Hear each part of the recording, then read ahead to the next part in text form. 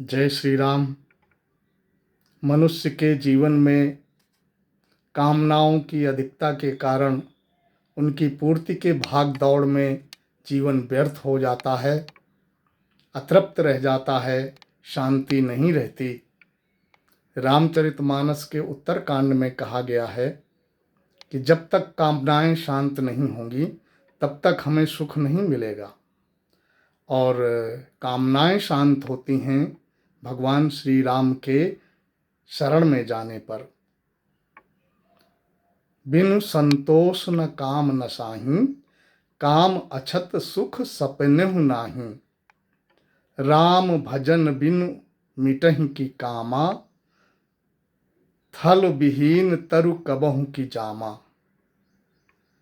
इसलिए कामनाओं के त्याग के लिए हमें भगवान राम की शरण में जाना पड़ेगा। जय श्री राम।